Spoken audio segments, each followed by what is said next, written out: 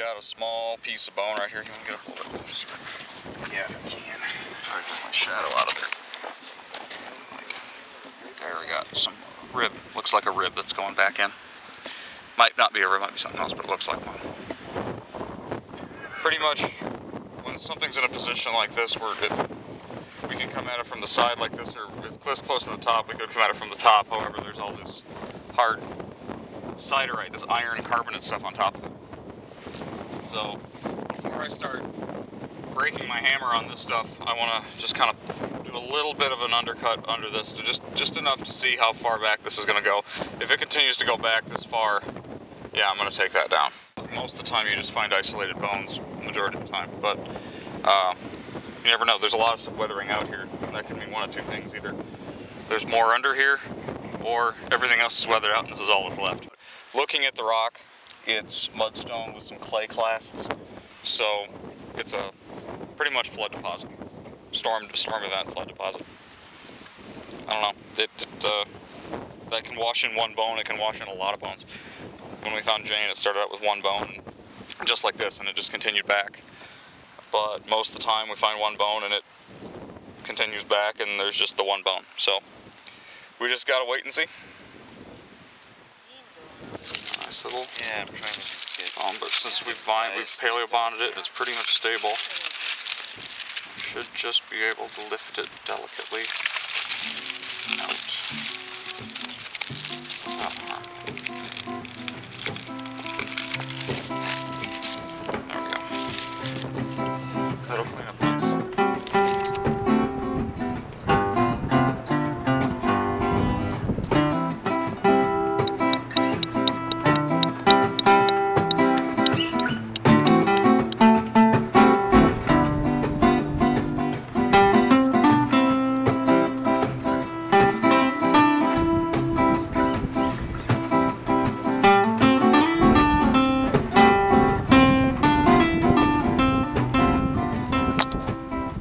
Walking around the other side of the butte, and I wasn't really finding much on the one side, and I went to the top and then went back down, and I did start to see a whole bunch of weathered out pieces, and then something in the ground caught my eye and I started digging a little bit, and it was so crumbly at the beginning, and they had those minerals that looked so much like wood, and it was crumbling. I was like, nah, this is just wood or something. Christina, the other individual that found that dinosaur with me, called me over because she had found some bone fragments and wasn't sure what they were. At first she kind of interpreted them as plant matter, but then we got to looking at it and it was deteriorated quite a bit. A lot of bones, but they're all coming out from an area where a bunch of plants are growing. Plants have destroyed the bones.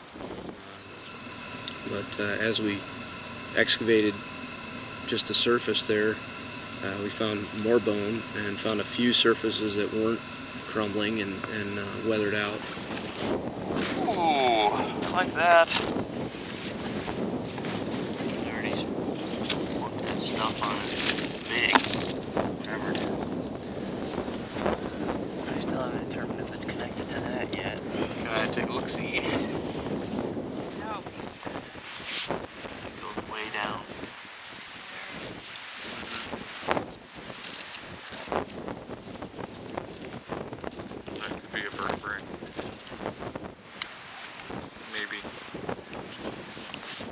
How it's oriented, that's when you get more of it uncovered. I showed Dan where I had been digging and said, you know, just to double check on that too, and he's like, no, this is definitely bone. So I got really excited and we started digging, and it was pretty crappy at first, but it got better as we went back, so that was really, really exciting for me. I was a little surprised because the bones were in the weathering layer. I kind of went on the assumption that the loose sand that they were in, even digging back a little bit into it towards the face of the butte, that I kind of expected the bones to be about in the same shape as far as their deterioration. And this is a little different than a big bone site. A big bone site is more like finding a carcass at a crime scene. The microsites, where we find the little pieces, that's more kind of like finding the home of the killer, so to speak. And you go through his trash, and you look through his fridge, and you call up his mom, and you do all this other stuff, and you try to figure out who done it and what kind of person are they. That was why we wanted to look at microsites. When we ended up finding a big skeleton, I said, great, damn it, at the same time, because now we have to go back and we have to excavate this. This is one of the weirdest looking bones I've ever seen in my life. It's, I don't know, maybe either it's attached or it's just butt right up against it, but, which it may be. Now I'm painting the bones with a mixture of vinyl and acetone. I'll find out. It's a preserving agent. Yeah, it gives it a nice shine, makes it good for pictures. You know. Pretty much, I think the hodgepodge is right now the best assessment, because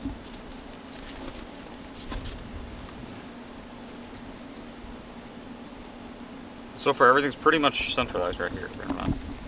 The biggest surprise at that site for me, which had me pretty excited, was when I started brushing off the first tail vertebrae, and not knowing that it was a tail vertebrae, but I brushed it off and that the surface was in such good condition because the end of the tail was deteriorated.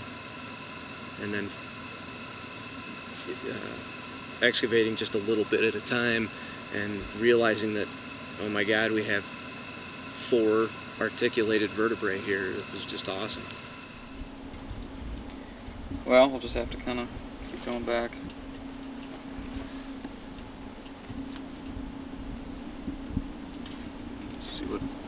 What this thing pans out to do, so if we can remove it, I'd like to.